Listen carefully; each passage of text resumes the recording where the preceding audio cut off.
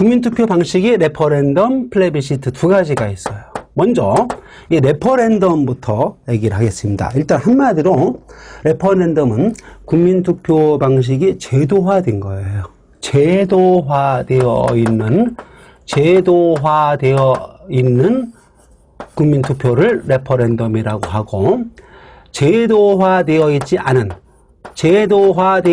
않은 국민투표 방식을, 이것을 플레비사이트라고 합니다.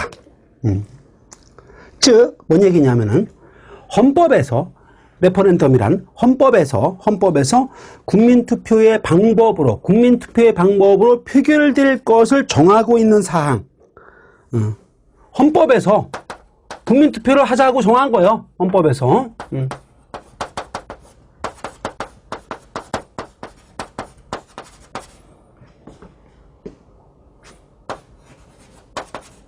국민투표로 표결될 것을 정하고 있는 것.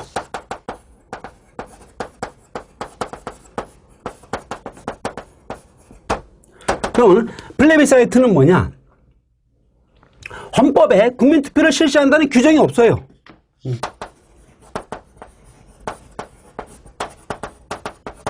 국민투표로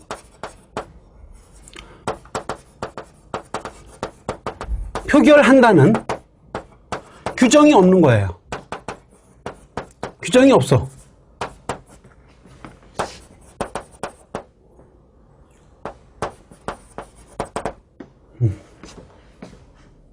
즉, 국민투표를 헌법에서 정하고 있어.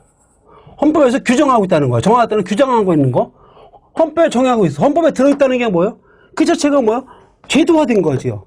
법을 만들면 법의 내용이 제도야. 헌법에서 정하고 있어. 그럼 제도화된 거란 말이에요. 이게 제도화예요.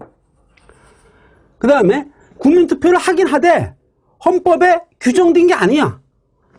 헌법에 규정이 없어. 국민투표를 한다는 규정이 없는 것을 뭐야? 규정이 없지만 국민투표를 실시하는 거, 헌법에 규정되어 있지 않은 것을 국민투표로 정하는 거, 이것을 플레비사이트라고 해요. 그래서 헌법에 없으니까 뭐야? 이게 제도화되지 않은 거다 이거야. 헌법에 없는 거, 이게 제도화되지 않은 거, 헌법에 정하고 있어. 그럼 뭐예요? 제도화된 거. 이런 얘기예요. 자, 우리나라는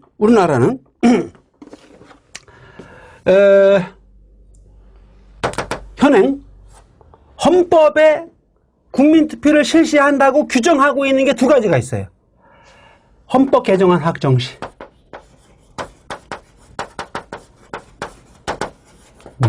확정 시 국민투표로 확정한다고 헌법에 규정되어 있어요.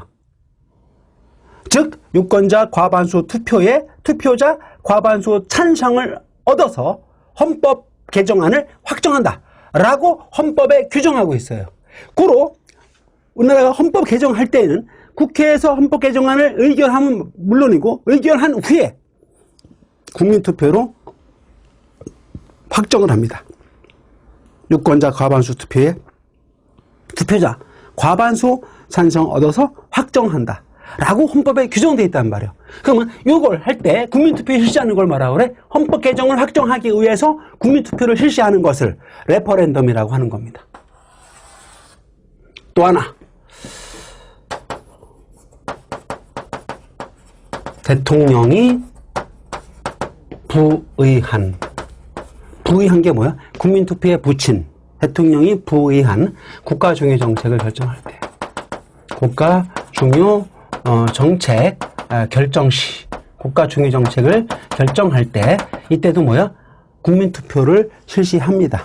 즉, 대통령이 통일, 외교, 국방, 기타 국가 안위에 관계에 있는 국가중요정책을 결정함에 있어서 국회의 반대가 예견되는 경우에 직접 대통령이 국민투표에 붙여서 국민에게 물어서 결정한단 말입니다. 그러면 국민이 직접 수표로 결정한 사항을 국민 대표기관인 국회가 반대할 명분이 없잖아요. 그렇죠? 그래서 이런 때 대통령이 국민투표를 결정한다라고 헌법에 정해져 있어요. 그래서 우리나라는 레퍼런덤에 해당되는 건 두 가지입니다. 그 다음에 규정이 없으니까 없는데 국민투표를 시하는 경우는 뭐냐? 이게 뭐냐? 헌법에 국민투표를 결정한다는 규정이 없어. 그러나 그러나 국민투표를 결정하는 것을 플레비사이트라고 하는데 그 예가 바로 정권 신임투표예요. 정권 신임투표. 정권 신임투표. 이런 것이 대표적인 플레비사이트에 해당됩니다. 과거 역사적 사례를 보면은 나폴레옹이 프랑스에서 그 나폴레옹 정권이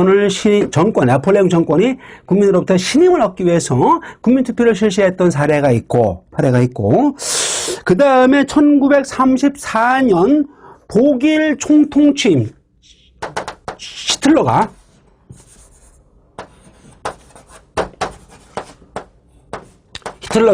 독일 총통으로 취임하는 거 여부를 국민투표를 했어요. 이런 것들. 그 다음에 최근 들어서는 1993년에 러시아 옐친 대통령의 신임투표 같은 걸 들 수 있어요. 옐친 대통령 신임투표.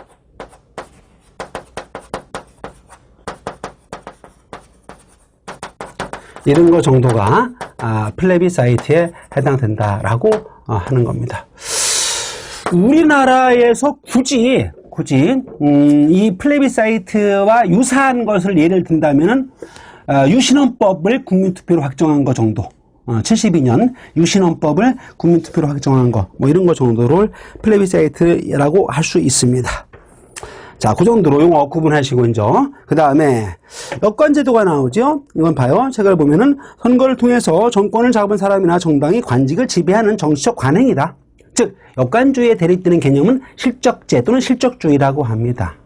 즉, 뭐냐면은, 역관주의란 선거에서 승리한 정당이 마치 전쟁에서 전승국이 전리품을 취하듯이, 선거에서 승리한 정당이 그 선거 승리에 대한 전리품으로 그 정당 당원들로 하여금 공직을 차지하게 하는 관행, 이것을 역관제 또는 역관주의 이렇게 얘기합니다. 그럼 역관주의가 만약에 적용된다면 공무원의 정치적 중립은 보장이 안 되지요. 그치? 선거에 의해서 정당 간의 정권 교체가 되면 전 공무원이 교체가 되는 겁니다. 이게 역관주의예요. 그 다음에 그에 반대되는 게 뭐예요? 실적주의다. 실적주의는 직업공무원제를 전제로 하지요. 공무원의 정치적 중립을 보장하고 공무원의 정치적 중립 의무가 있고, 그치? 능력과 실적에 따라 임용하는 그러한 제도를 실적주의라고 합니다. 근데 역관주의를 도입하면 뭐예요? 능력과 실적에 따른 임용과 승진이 이루어지는 것이 아니라 뭐예요? 정실 인사가 될 가능성이 높지요. 선거에 기여하는 공로, 공헌도 이런 거에 따라서 고위직, 하위직에 임명되는 그런 결과가 됩니다.